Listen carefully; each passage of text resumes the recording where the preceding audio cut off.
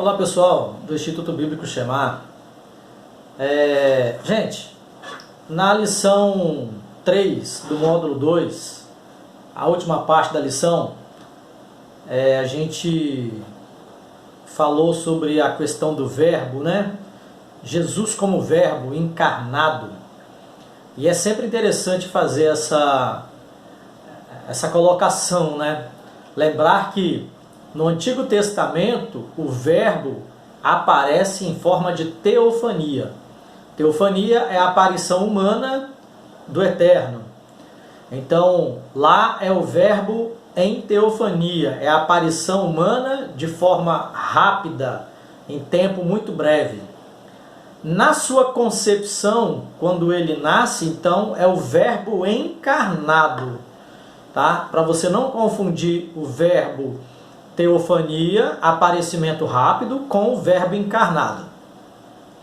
Depois que ele morre e ressuscita, então é o verbo glorificado.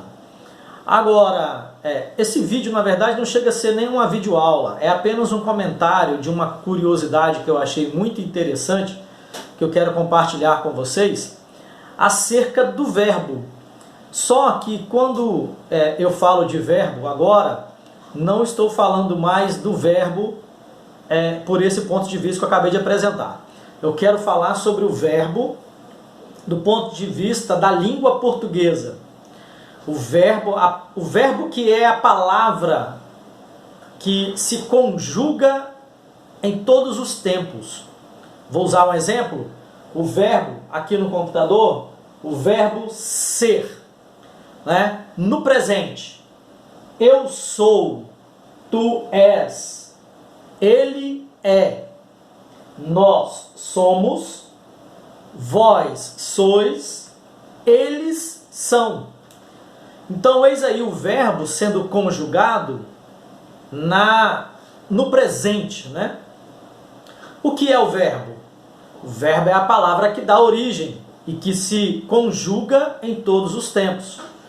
Então, voltando-se para o conhecimento bíblico, para a teologia no caso, o verbo então, aqui com essa colocação, o que a gente entende? Que o verbo dá origem às coisas, ele está presente antes que as coisas existam, mas ele também não está só no presente.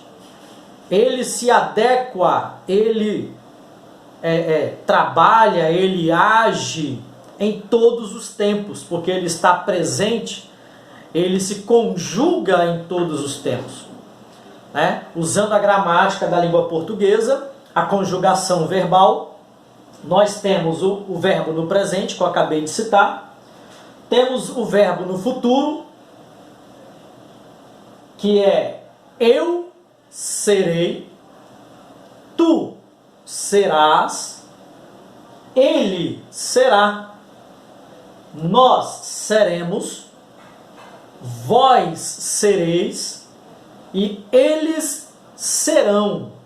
Ou seja, é o verbo que dá origem, mas sendo conjugado para o futuro, aquilo que ainda vai acontecer. Nesse caso, o verbo ser. Eu serei, tu serás, ele será, nós seremos, vós outros serão e eles serão. Perdão, vós outros sereis e eles serão. Acredito que você deve ter percebido que o verbo ele é necessário, né? Ninguém existe sem o verbo. A gramática não existe sem o verbo. O verbo dá origem, o verbo se conjuga, o verbo se adequa aos tempos e se adequa às coisas. Tudo gira em torno do verbo. Tudo na gramática da língua portuguesa gira em torno do verbo. Sem o verbo não tem gramática. É uma colocação que eu estou fazendo aqui, que é uma curiosidade que eu achei interessante. É claro que eu não sou professor de língua portuguesa, minha área é religião, mas eu achei interessante isso daqui. Porque falando-se de verbo, né, Jesus é o verbo, e o verbo literalmente palavra, em hebraico davar, em grego logos. Né? João escreveu, se fôssemos ler em hebraico, no princípio era o verbo, em hebraico seria Bereshit, Hayá, Davar. No princípio era o verbo. Se fôssemos ler no grego koiné, do qual os registros antigos mostram, seria en arché en logos. No princípio era o logos. Né? E falando-se de logos ou de davar, que é a palavra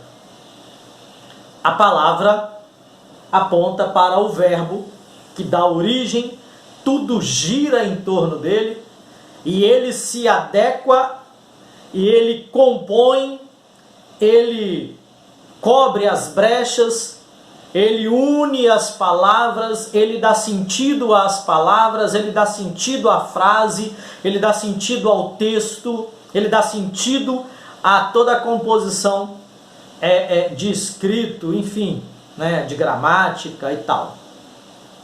Sem querer aqui entrar em muito detalhe da língua portuguesa, até porque eu não sou professor de língua portuguesa. Repito, né? Mas perceba que curiosidade interessante sobre o verbo Yeshua, Jesus, com o verbo na língua portuguesa. Vamos lá para a conjugação do verbo no passado.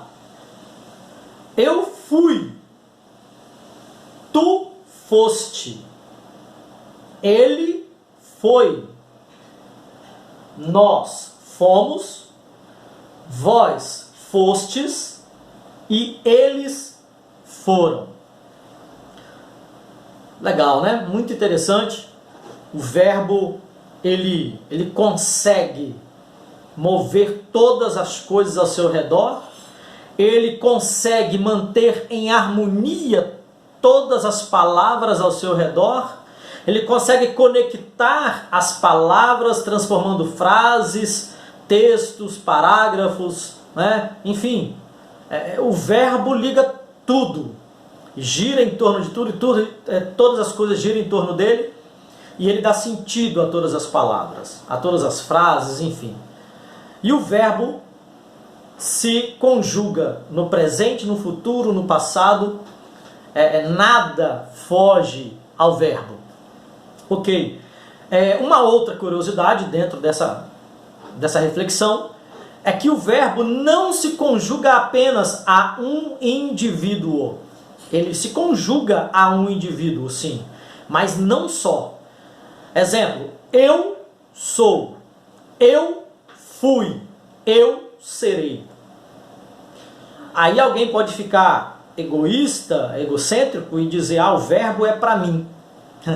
Claro que é uma brincadeira, é uma colocação, mas você está entendendo onde eu quero chegar. Então entenda, se parasse por aí, haveria então uma chance de egocentrismo para quem conjugasse o verbo só na primeira pessoa. Mas o verbo não se conjuga só na primeira pessoa, ele se conjuga na primeira, na segunda, na terceira pessoa. E não só em um indivíduo, ele se conjuga também ao grupo. Exemplo, eu sou. Ok. Então agora o verbo mostra que ele é pluralista, ele não é individualista. Ele se conjuga agora no outro. Tu és. Mas ele se conjuga ainda em uma outra pessoa, que é um terceiro. Ele é. Ou seja, eu, beleza. Tu, o tu, que é a segunda pessoa, pode ser uma pessoa muito próxima a mim, pode ser uma pessoa perto de mim, mas o ele aponta para alguém distante de mim, uma terceira pessoa distante, longe, de repente que eu não conheço, que eu não tenho ligação, não tenho amizade, não tenho nada, mas o verbo também se conjuga naquela pessoa, naquela terceira pessoa. O verbo não se conjuga apenas a um indivíduo, como eu, ou tu, ou ele. O verbo também se conjuga aos grupos. Nós, eu e os meus amigos, nós somos. O verbo está presente em mim e em os meus amigos. Mas ele, como ele não é individualista, ele não é de facção, o verbo não trabalha a priori com facções, pelo contrário, ele liga e ele conjuga e ele atrai e ele faz conexões com indivíduos e com grupos. Então ele entra no nós somos, eu com a minha galerinha, nós somos. Mas eles também são. O eles pode ser um grupo perto do meu grupo.